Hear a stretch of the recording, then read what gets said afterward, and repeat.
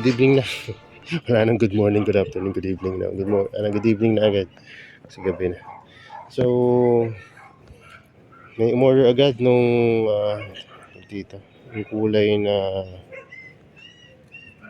Koreana na alata. Tapos, may order Phalanx and Black Star na seedling size. Pakita ko sa inyo kung saan ako. Sa Phalanx, ito yung mga Phalanx natin ngayon. Marami akong pwedeng pagpilian dito. Pero syempre, ang pipiliin ko yung pinaka-healthy.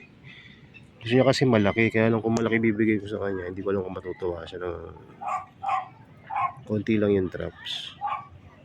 No, pero kung gusto niya yung ganyan, siguro send ko na lang yung picture bago ko ipadala. Pwede rin naman to. Ayun, good size rin. Ayun, ganyan, no? Good size.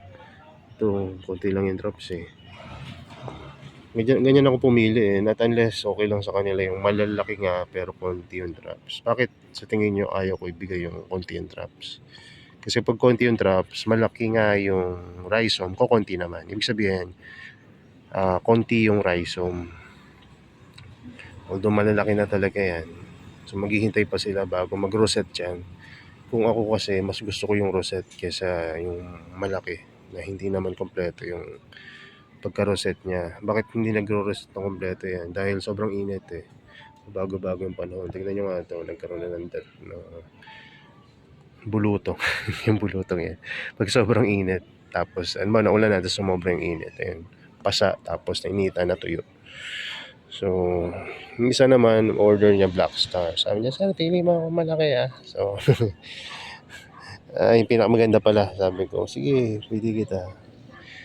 Ang available kasi ng mga taxi 600 ito. Ayan. Ayan. Ayan. Ayan. Ayan. Ang decide ako, ang bibigay ko sa kanya ito.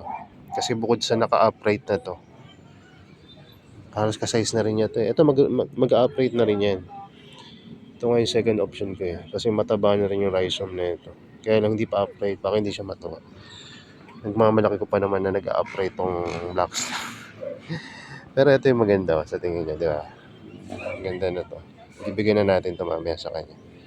600 lang yan. So,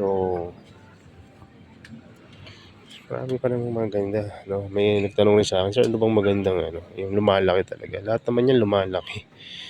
Pero yung pinakamalaki, pag tinanong nyo ako, yun nga, yung mga Black Star, yung mga giant cultivar, tinatawag. So, yung mga hybrid ng mga big cultivar like B52 and DSXL. Kaya nga lang yung mga B52 and DSXL natin ngayon, pagigising lang, kaya hindi pa ganun kalalaki. So, yun lang muna, asikasuhin ko yung order, tapos bababa na rin ako ng oras na. Ito nga yung, susunod na mga giant upright natin naman cultivar, diba? Stick, ganda. Laki rin. Ito ay Lips and Lashes. Ang ganda. Hindi pa nasa putsan yan, pero ganyan ako ganda. Sa red cultivar naman ito. Ang tagal ko inintay na magkaganito. Salamat, Doc. Binigyan niya ako. Yan ako ni Hitok. Tapos marami pang red dito. Ito. Isa pa tong red. Trebs Red Dentate. Yung Trebs, di ba malalaki? Ito, Trebs Red Dentate. Malaking red rin to. Ito rin, malaki rin. Red micro teeth. Ganda rin to. Sana maparami natin to. Gusto ko rin to i-share sa inyo. So, yun lang muna. At